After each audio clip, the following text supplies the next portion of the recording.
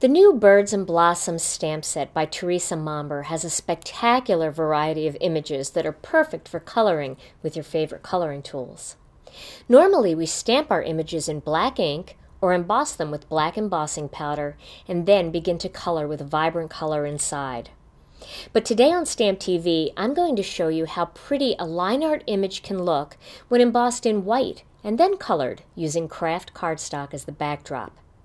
Let me show you the tools and products you're going to need to do this technique. First, you're going to need a little bit of craft cardstock, and I'm using the Gina Designs brand of pure luxury craft cardstock. Then you're going to need some images, and I'm using two of the images. One is the flowers with the butterfly, and the other one is a greeting from the new Birds and Blossoms stamp set by Teresa Momber.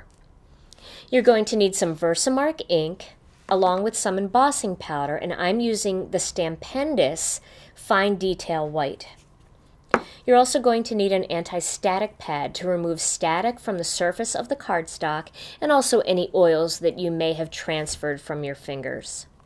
And we're going to use a few Copic markers for this technique.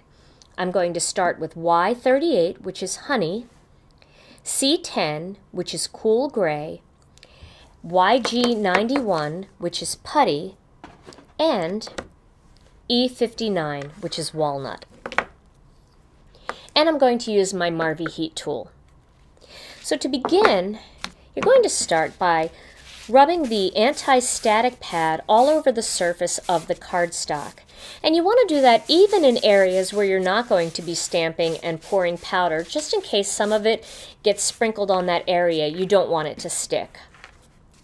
Then I'm going to ink up this adorable image. I love these beautiful flowers and this butterfly. It's such a delicate stamp. And for this particular image, I'm going to do a fun sketch where my image and my greeting are at the bottom of the card, and then I'm just going to do a little bit of dry embossing on the top using a Cuttlebug folder. Okay, so when I stamp this, I want to make sure that my stems go off of the bottom of the cardstock, so it looks like these flowers are growing right up out of the bottom of the card. And make sure, because it is a bigger image, that it's all pressed down. There we go. And I'm also going to stamp the greeting in white or in Versamark as well, because I want to emboss it in white. And I love this greeting because it says Happy You Day, and I really like that. That's kind of nice because it can be for a birthday, but it could be for anything if you're celebrating somebody's accomplishment or anything like that. So that's going to go down here at the bottom. And now over a little index card here, I'm going to sprinkle this embossing powder all over that image and the greeting. So there I have my white greeting and image ready to be embossed, and I'm just going to blow away some of that excess there, and the rest of this is going back into the jar. I have a little bit here on my desk. There we go. Okay, so now my next step is to emboss this image using my Marvy heat tool.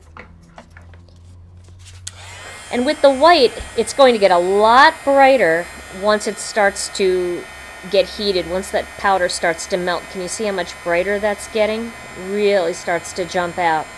So this is pretty easy to see when it's finished embossing. You don't want to overcook it because you can burn it. And the greeting as well. Okay.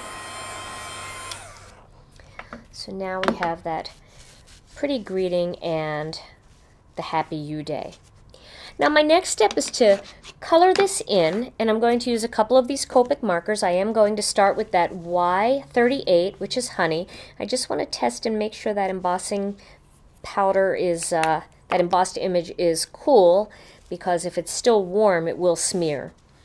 And I'm going to color in to each of these little petals of the flower. And I don't know if you can see this real well, but if you hit the embossed image with the Copic marker, it's going to turn a nice bright vibrant yellow. And that will stay that way. You can color right over the embossing in the embossed area, and you can change the color of that embossing powder. You can only do that with alcohol markers, though. The water-based markers and other types of coloring techniques will wipe right off of the embossing powder. It won't stick.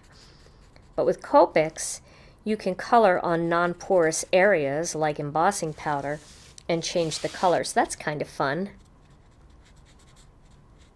And that creates almost like a two-tone or a two-step stamped look, where you've got the lines a real bright, vibrant yellow, and then you've got the petals a deeper, darker yellow.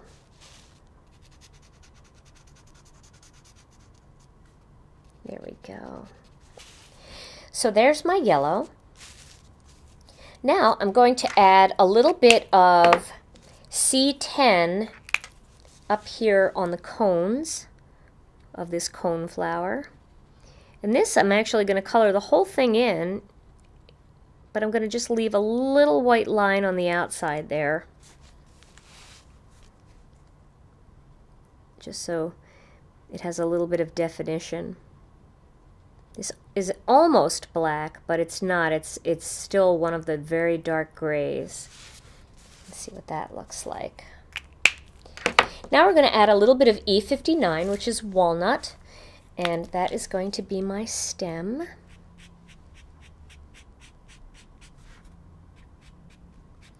It's kind of fun to see how these deep, dark, vibrant colors look with the white outlines.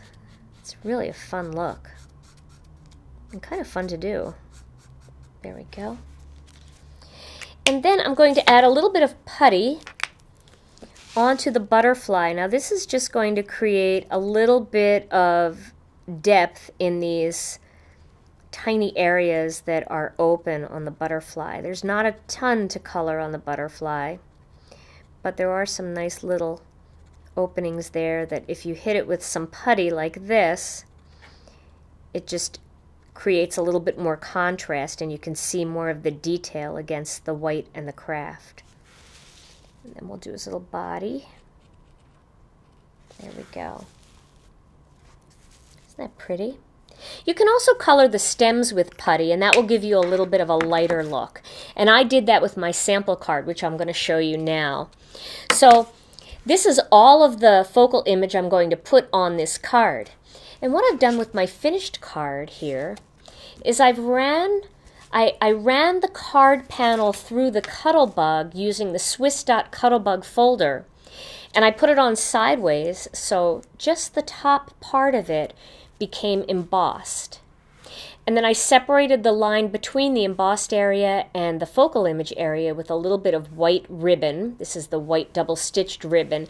And then I used one of the buttons from the new Color Companions Coffee House collection and tied that on with a little bit of our black and white twine by We Are Memory Keepers.